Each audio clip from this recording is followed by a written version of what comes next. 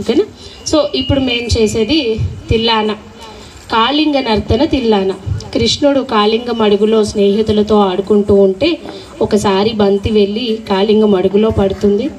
వెళ్తే అక్కడ స్నేహితులందరూ చెప్తారు, ఆ ప్లేస్ కృష్ణుడికి కొత్త అవ్వడంతో నువ్వు అక్కడికి వెళ్ళొద్దు, అక్కడ ఆ నదిలో ఒక పెద్ద కాళింగుడు అనే సర్పం ఉంది, అక్కడ ఉన్న సర్పము ఆ విషం వల్ల ఇక్కడ ఉన్న జనులు ప్రాణులు చిన్న చిన్న యానిమల్స్ అన్నీ కూడా చనిపోతూ ఉన్నాయి, సో నువ్వు అక్కడికి వెళ్ళొద్దు అని అంటే అసలు ఏంటో చూద్దాం, నేను దాన్ని ఇచ్చేస్తానని చెప్పి లోపలికి వెళ్ళడం, ఆ కాళింగుడితో కొన్ని రోజుల పాటు యుద్ధం చేసి వాటి యొక్క మదాన్ని అణిచి చివరికి కాళింగుడు నది పైకి వచ్చిన తర్వాత ఆయన తల మీద శ్రీకృష్ణుడు డాన్స్ చేస్తున్న బొమ్మలు మనం ఫొటోస్ జనరల్గా ఫోన్లోనో ఇంకెక్కడో చూస్తూ ఉంటాం.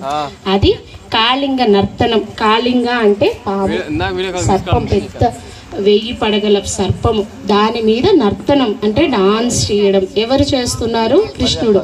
సో ఇది కాళింగ నర్తన తిల్లాన. కాబట్టి ఈ సర్పము బుసలు కొట్టడము, కృష్ణుడు డాన్స్ చేయడము, ఈ రెండు సైమల్టేనియస్గా అప్ అండ్ డౌన్స్గా ఉంటాయి.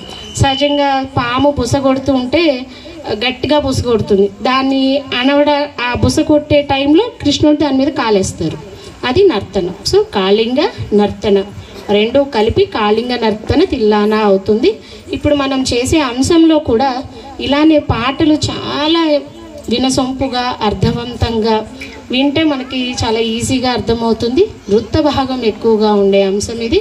కాళింగ నర్తన తిల్లాన చేయు మా చిన్నారులు చిరంజీవి వరల